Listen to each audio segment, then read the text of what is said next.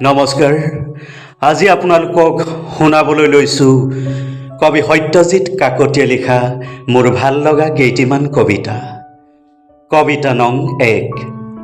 কবিতাৰ শিৰোনাম প্ৰশ্নবোধক। আবৃত্তি অমৃত বৰদলৈ। আপুনি দেখে জানো মোৰ বুকুত উপঙি থকা বেদনাৰ নীলা আকাশখনক, অথবা মোৰ দুচকুৰ কোনোবা একাষত থমকি ৰোৱা বিষাদৰ বৰষুণজাকক? জনাবনে মই মৌন হৈ ৰ'লে আপুনি নীৰৱ হৈ কিমান গভীৰতাৰে মোক উপলব্ধি কৰিব পাৰে?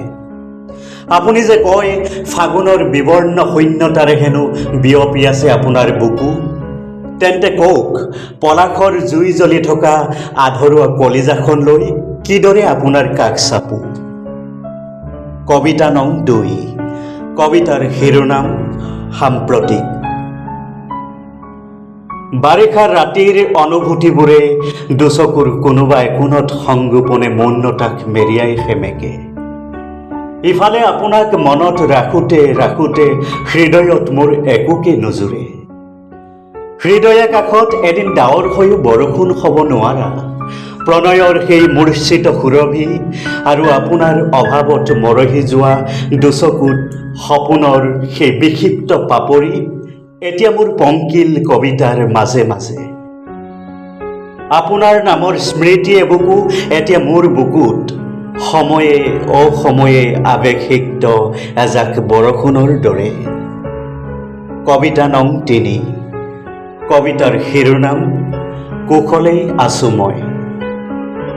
মোৰ হৃদয়খন যেন এখন অঘোষিত সান্ধ্য আইনৰ দৰে, উশাহ নিশাহৰ বাদে সম্প্ৰতি সকলোৰে প্ৰৱেশ নিৱেশ নিষিদ্ধ। মোৰ সুখত সমগ্ৰ পৃথিৱীৰ একাংশ জ্বলে। সেইকাৰণেই ওঠত আৱৰি থকা নিসীম হাঁহিটো মোৰ সকলোতকৈ প্ৰিয়। মই বৰ অস্থিৰ আকুল, সেয়েহে আপাহৰ সাতৰঙী ৰামধেনুত উঠি অচিনাকি নৈবোৰৰ অৱবাহিকাত নিৰৱধি প্ৰশান্তিক বিচাৰি ফুৰো। জানো জীৱন মধুৰ অৰ্থৱহ, অথচ যন্ত্ৰণাৰে পৰিপূৰ্ণ। সেয়েহে সৰু সৰু প্ৰাপ্তিবোৰক কাষ চপাই মই মৌনতাৰে দুখবোৰ সহি থাকোঁ। ধন্যবাদ।